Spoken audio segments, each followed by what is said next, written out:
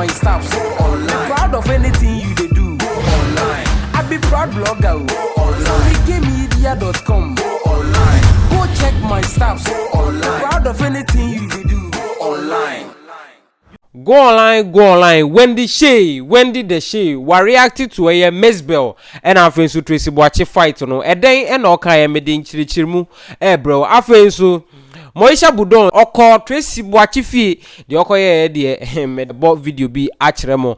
Afensu Nana Aba Anamwa aka English teacher. Wa jump to Serwa ame here.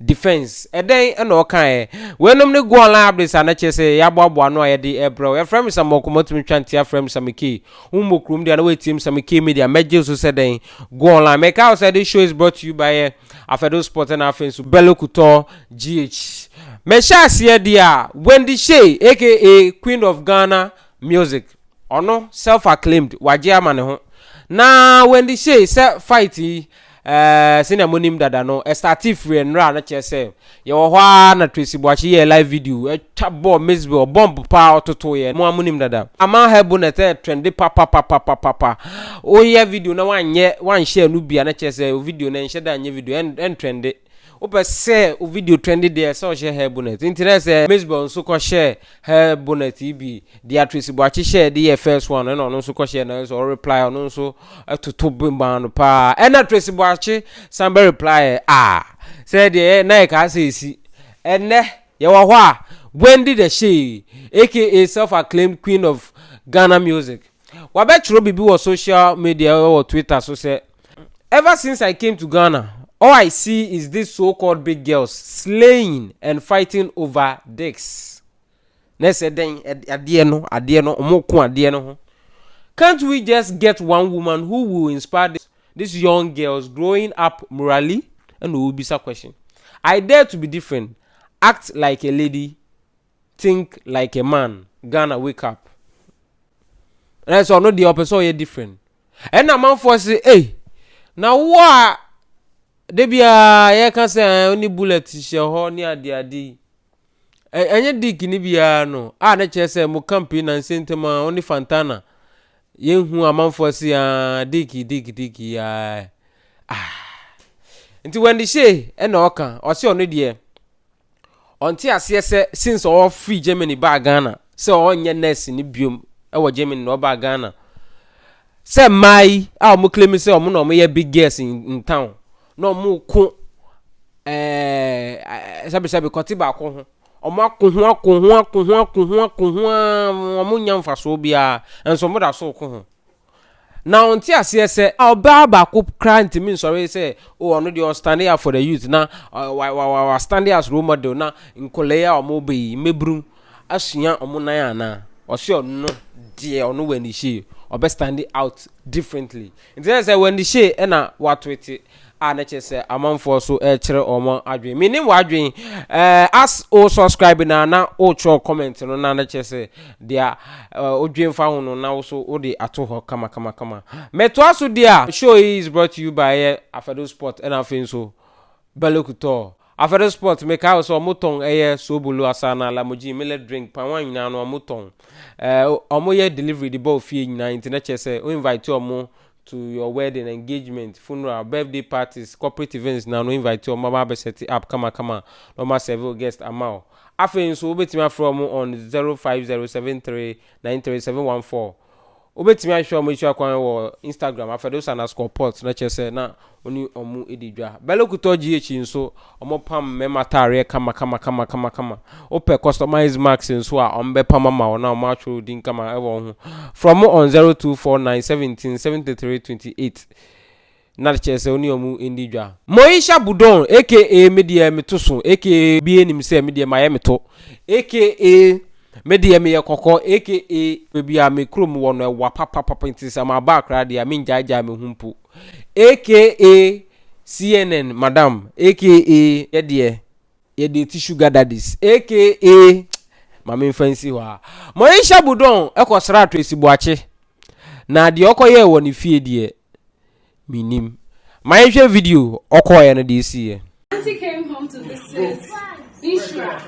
Yes, and also Talk to mommy. I said I won't talk again. Mommy is not going to talk again. I won't talk again. In fact, Moesha, mama may hear you. Who provoked you to talk about it? I won't talk again Like that. And I'm sorry. Oh, tell my father. I said I'm sorry. Hi. So she's so sorry for what she said. You know, sometimes when you're angry, you just talk out of anger, and I'm sure she's like realized her mistakes and she's apologizing to her fans, her followers, and everyone. I'm sorry. I'm sorry. I'm down there. Thanks for She's coming. so sweet to my friend. Like, so I was even short. I was like, just know your nerves, so you just get angry. But at least she's accepted her apology. And she's accepted, right? Yeah, my mistake. Her mistakes. Yes. Let's say Moesha Budon and Assisia Wadane barrister, Wadane spokesperson, Wadane fight counselor. Ana chese Sisiano, amanfo kwia na wako. Na chese ononso wako pacho on behalf of Nipano, one party, na say Tracey Boakye wako pacho or pacho se Ghana for onim Tracey Boakye pa na Tracey Boakye nyesa no tie ebufuo na na chese odi tutu to bomb abo Mzbel ana chese Sisiano no Tracey Boakye aba out say wenunu hu nti enya ade a obeye biom nti mo de be che no mo fa nche no ono de o se wa pacho Moesha Budon etukese madam etukese nso abe pacho ana chese ono nso o se mo nhwe ne to no na mo mfa enche Tracey Boakye meto aso dia eno amebo video bi ema mo se Serwa amehie a oye TV presenter e wo GH1 ai so amehie interview e information minister kojo opon kruma na amanfo si so okotworo wase osua de na nso wase we a na chese Serwa amehie tworo no when wansua hwe anu nti information minister ne BT na no amebo video no se mbe san hwe bi mo de anini. Any challenges with that? Okay. Now, let me ask you my final question. There's also a growing perception that wrongdoing, the president is not interested in punishing wrongdoing in this country. And the Ayawaso West Wuogon violence has been put forward as an example. Why haven't the people who participated in the violence in the Ayawaso West Wuogon by-election been punished yet? Which people, and what was the recommendation for punishment that has not been executed? I mean, we saw a video of a young man. As per video, you can see, but there was a commission of inquiry. Assaulting, Don't worry, there was a commission of inquiry. A sitting member of parliament. If I may. So, what was the recommendation which has not been implemented? Then we can get into the specifics. You tell us why government... No, you asking the question. Because I saw the government white paper on it. Yes, you asking the question. The question, I'm sure, is based on something. That there's a recommendation you have seen, which recommendation you are not sure has been implemented. And so I'm looking for clarity. Which recommendation has not been implemented that you want to ask specifically about? I want you to speak specifically to the young man who slapped a sitting member of parliament. What was the recommendation? Because I think that we have to go back to the report, look at the recommendations, go to the white paper, look at the position on the recommendations, and then we can now have a conversation about, is there some outstanding matter? In the absence of that, we will be having what some may call a sentimental conversation that we saw this video, this wasn't good, etc. But what did the commission find? What was the white paper comment on that particular finding? And is there any outstanding matter? I think when we have those specifics, we can go into it. But because you mentioned we are coming to the end of our conversation, let me put a summary to my submissions this morning. On COVID, we are generally making progress. We need people to support us. As we get ready for the election, we have an opportunity to compare the two leading candidates. Has President Akufo-Addo served well over this period? Generally, there are criticisms about his corruption record. I've explained to you the past. So wa hu ye eno ena na chesa amanfo etwa ball eye se wa me here etwa ball na English madam na aba na mwa aka Osibo baby mama waba to the defense of Serwa amehie na den ena ochro ye osi do yourselves a favor and watch the full interview conducted by Serwa amehie and otagi Serwa. The same people appreciated her questions and Kojo's responses. Sit on Twitter and do follow. There's a mountain social media namun kikan bimbom namun amanfo kan namun so medio mochi na mode mu left and right.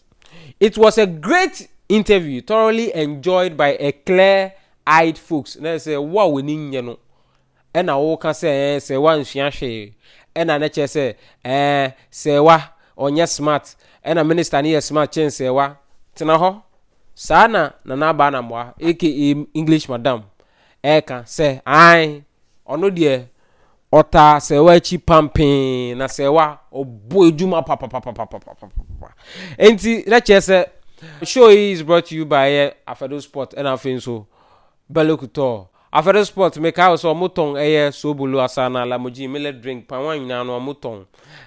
Omoye delivery the both fee na internet say we invite you more to your wedding, engagement, funeral, birthday parties, corporate events now no invite you mama be set up kama no ma several guest amount. Afinso betima from on 05073937714. Obetimi ahwe omo isu akwan wo Instagram afedos_port na chese na oni omu edidwa Belokuto GH nso omo pam mema tare kama ope customize max nso a ombe pam ma wo na omo atwo din kama e wo ho from on 0249177328 na chese oni omu edidwa aha ena mede musi ye frame sam okuma otumi twantia frame SammyKay humu krum dia na wetim SammyKay media meji so den. Go online. Go check my stuff online. Proud of anything you they do. Go online. I be proud blogger. Go online.